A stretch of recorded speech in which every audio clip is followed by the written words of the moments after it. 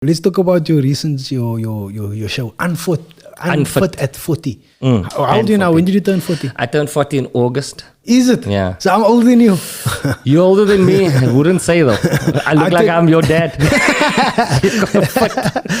You're the fit part.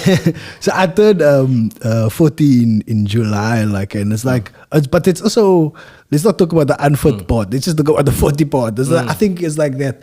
Oh, I'm getting to that age now. And it's also for me, I try to talk about it in comedy. Like when I used to go out before, I roll my ankle. Like that same night I'm partying.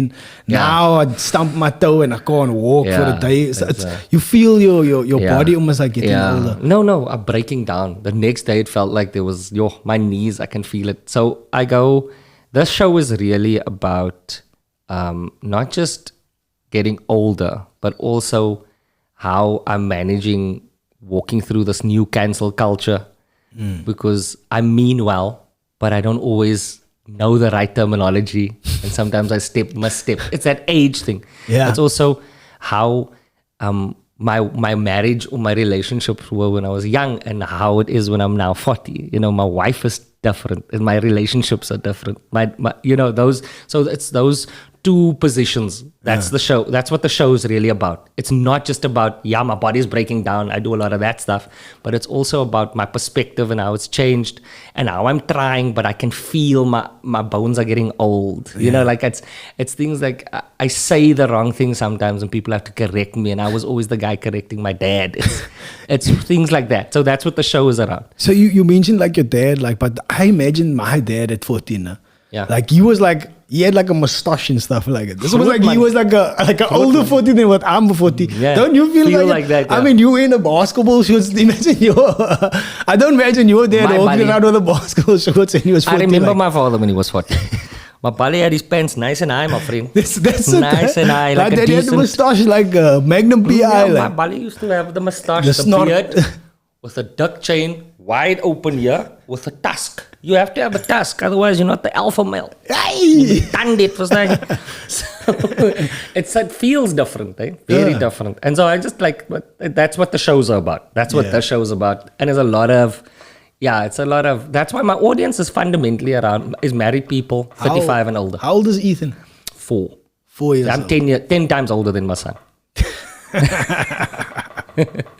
He's 4 years old. But don't you feel that your relationship with him is different also to your relationship with your dad? I've got 3 kids. Congratulations, that's wonderful. That's great. I'd love to have more kids.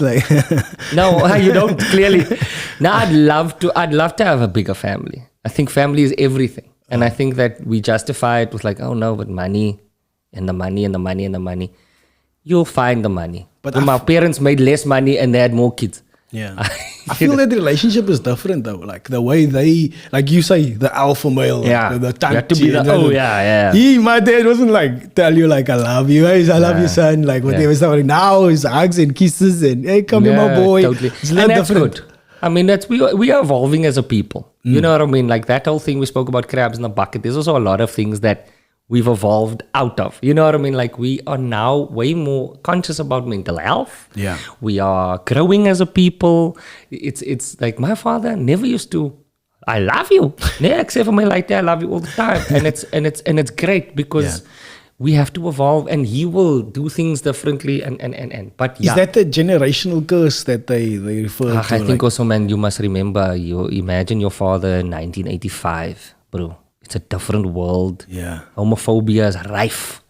There's no LGBTQ community things. There's no, a woman must know a place still. It's a even different time. How a colored man gets treated in his community at job and stuff like that. He has to be hard. Yeah. He has to be hard. He can't be humane. My father was embarrassed.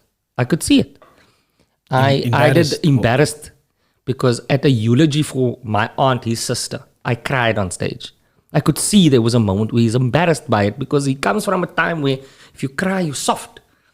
And then it took him a minute to figure out that the audience really connected to the fact that this bride really is going to miss his aunt. It's being vulnerable. Being vulnerable wasn't an option for my father.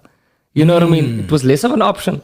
So now, they come from, That's why I'm sure, I don't know what the stats are, but I'm sure suicides were rife amongst brown men that we don't even know of. Like just Because the you fact can't live like a piece of steel all the time. Yeah, just the fact that you can like talk about being unfit at 40 and stuff like that, and then another man can laugh at it like, I can relate And to that I'm not type of thing. feeling any way about it. Yeah. Like imagine my dad. I doubt a man back in the day would be that vulnerable on stage explaining how he Never. feels about himself. Never. Think about the comedians of 1980s. Do you ever see Tolla van der Merwe? That's all. Barry Hilton speak about their feelings, about mental health, no, never. And also, I have to give my dad a lot of credit. My dad really tried to stay with the times. If I look at my father, and I think it's got a lot to do with how we developed.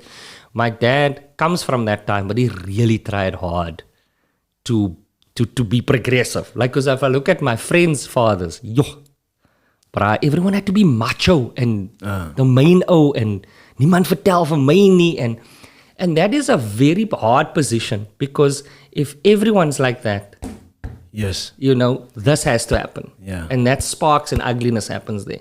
Where if we can just try and understand each other. You see that on the Cape Flats a lot. Like everybody wants to be the main man. Like, Yeah. You know what I mean? Yeah. So that's when the guns and the shooting and the fighting all comes in. Like the one guy like tries to do the next guy. Yeah. So he becomes more aggressive Yes. or more.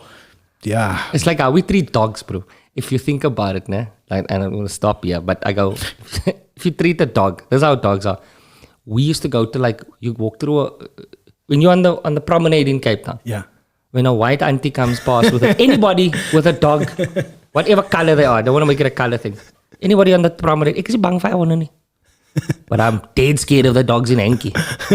And dead scared of, you know what I mean? I'm not just walking through, because you train those dogs into being vicious, vulnerable, and scared. And that's how humans are in many ways. I don't want to make that comparison. That's a comparison I'm trying to make, is that these guys are put in circumstances where... In the area... that they feel that they have to defend, otherwise, you know what I mean? Yeah. Whereas there's no, chill, bruh, cool down there, man. It's all right, We're not gonna fight over silly things. So, I mean, they come from a different time. But that also comes with staying in those areas, man. It's for them to go out of those areas, to see a bigger world out there, the Cape Towns. It's like, so I've also been, I lived 2 years in London, and I also had that awakening. When I went to London, it's like, when you're there, it's like, oh, this world is bigger than what you think it is. Yeah. You open yourself up to new ideas, like a different people's perspectives on things. And I think maybe some people stuck in that type of areas. I think that sometimes we must also, in our own areas, even in those areas, we must listen to our elders again. Because the older... That has stopped. Hey. No, because you must listen to your elders, because the older men will tell you, we went through this, bruh. People just get killed here. Yeah. Come sit here, my boy. You and us, like, you grew up together. Now, why are you killing each other now? Just let's listen and be... Because the older men in those environments have been through it all and understand it better than we do. And they often now, they're old. My dad is great now.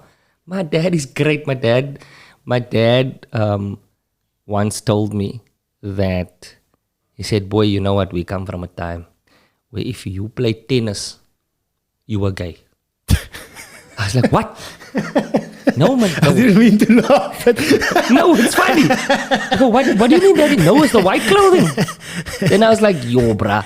Just think about that sentence. It's hilarious, but that's shame, man. He wanted to play tennis. Can you imagine? Nah, he can't otherwise. We must listen to our elders. They got the answers. In those areas, there's people that got the answers.